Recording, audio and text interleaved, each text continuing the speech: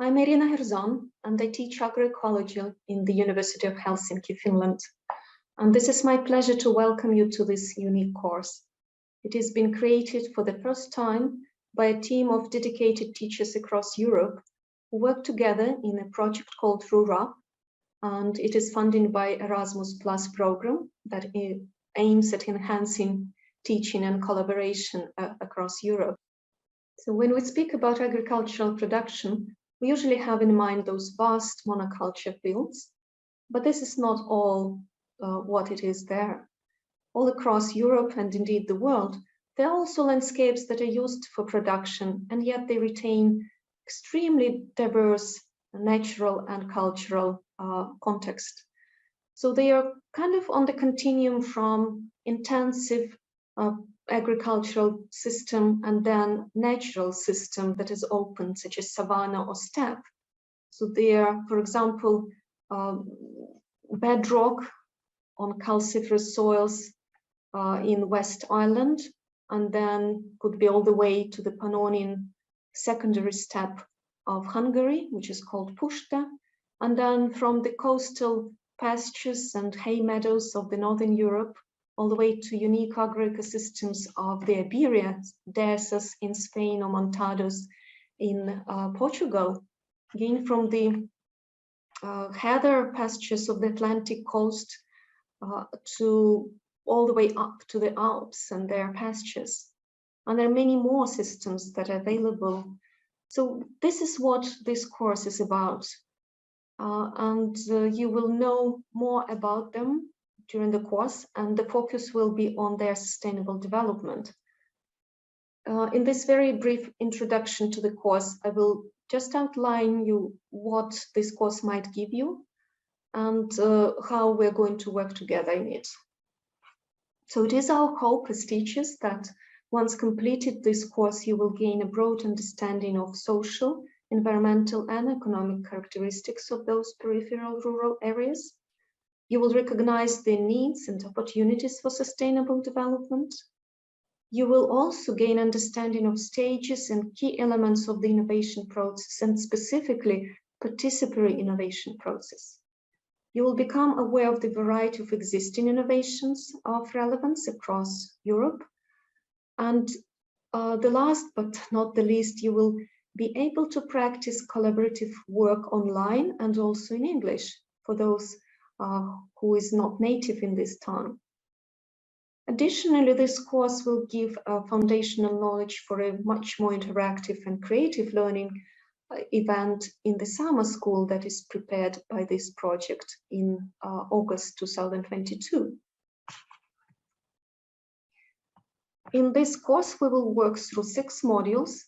They are designed to present an innovation process, a generic innovation process. There can be different ones, but this is the one that is applicable to our case.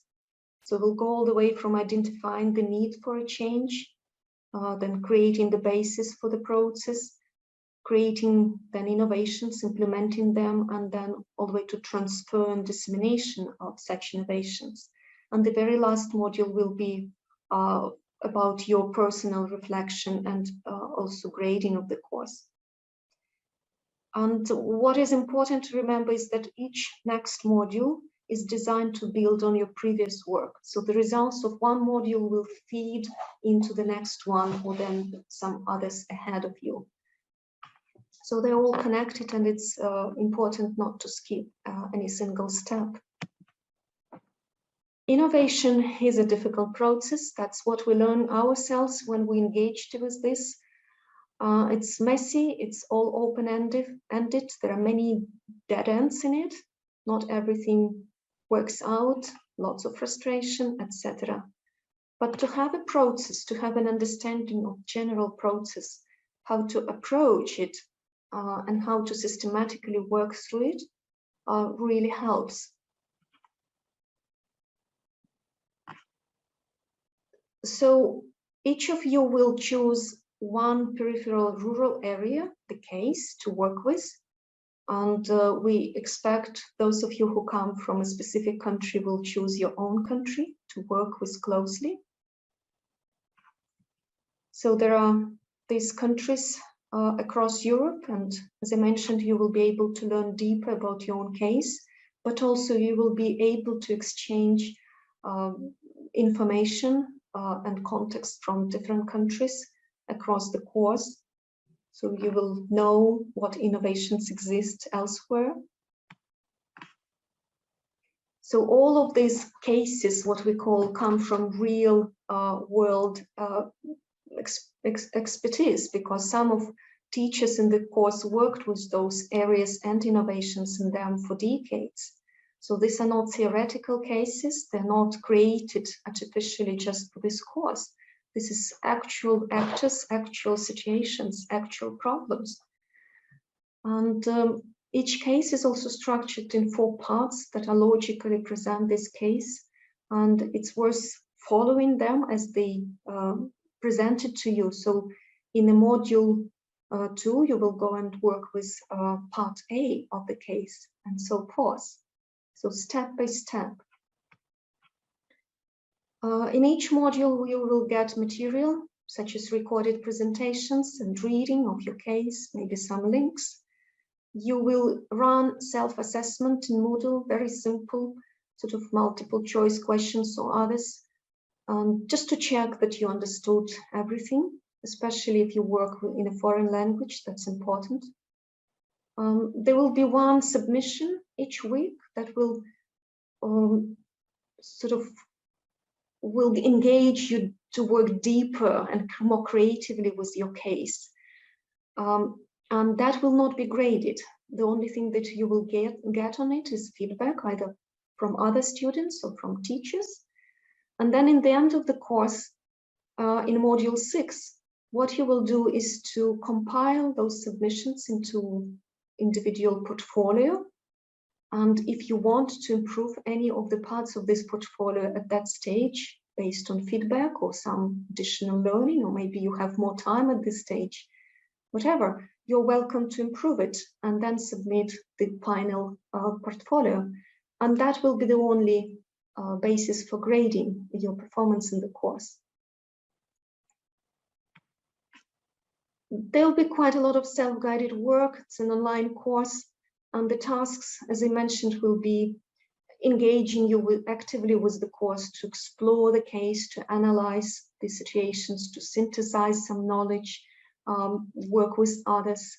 So we hope, even if we work online, it will be fairly engaging, and it will require systematic work. There is no exam in the end of the course, but you will need to work with it week by week. And it may prove quite time-consuming, but as a team of teachers, we carefully calculated the expected number of hours to work with this course. Of course, some of us need more time and some less, depending on many things. But approximately, the number of credits that you're getting from the course should correspond to the number of hours that you're putting in it. So that's one of the things that you have to keep in mind. Don't spend the whole week just reading through one piece. You have to also manage your own time. Why we're doing it this difficult way? I guess this is mainly because as educators, we look at or follow the situation, a very active discussion of what learning is about and what are skills and competences that employers will require from graduates from the university. And these are less and less those factual information that you have to memorize in the university, because this information is readily available from elsewhere. You can find it from online or other sources. And it's more and more important that you have career skills such as ability to self-guide your learning or your work, to manage a project, and also those learning innovation skills that are called 4 C's, critical thinking, for example. What information that you're gaining is trustworthy, is reliable, because there is just so much of it, and not all of it is all that high quality. There's a lot of misinformation as well. Also the skills of a communication within your own discipline, but also increasingly across the disciplines and also with other actors in the society. So collaboration skills with those other actors, and also creativity, so ability to apply the knowledge that you gain in one place to a new context, to a new situation, to a new task in a creative way, ability to solve problems. And of course, work with information and media and technology, such as online learning, for example, online work generally. And the final thing that is being stressed a lot is the awareness of future graduates with some cross-cutting issues that we're all facing, such as awareness of the global processes, of the entrepreneur abilities, literacy on civic processes and health, and increasingly environmental literacy. So in this course, we're trying really as much as we can ourselves to address these needs of future working life. And also guided by just knowledge of how human brains work and how human minds process information and how we learn. We also think that learning is a construction process. It's not something that you copy from someone's, and teaching is not just pouring knowledge into an empty head. So we are doing it together through active engagement, through our activities. So it's not much about what teachers do, but what students do, learners do. So it does need active exploration, and we try to build up this course, being fully aware that it's not an easy way of doing things. And finally, already during this small project that we have, last year, we made a survey, or conducted a survey of potential employers in these 10 cases that we have, 10 countries. And we asked them what skills and competencies these future employers expect from university graduates in our universities that come potentially to their working places, and how they can engage with sustainability issues. And what was stressed again, skills to self-direct work, solve case studies or projects, to manage goals and time, to explore situations, to be a self-aware learner. Also skills in cooperation, such as building partnerships, work collaboratively with others when you have shared objectives. Skill of negotiation, especially in conflict situations, which are not rare whenever you handle a difficult open-ended situation. Practical knowledge was also stressed, so the need to really be able to look at real-life problems and work with them rather than just theoretical understanding.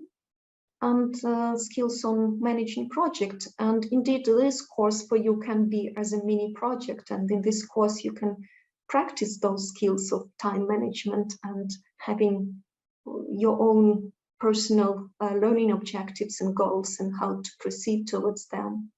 So do practice them.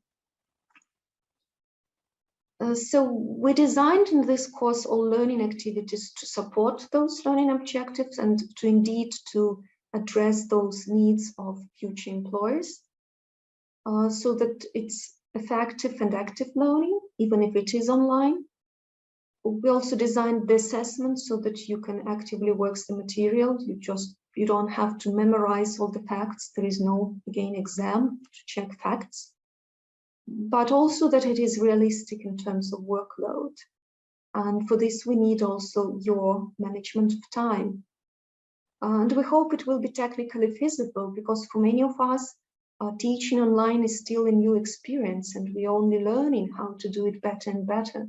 But that's something that will stay with us. It will not disappear anytime soon. And so, warm welcome from myself and from the whole team of the course.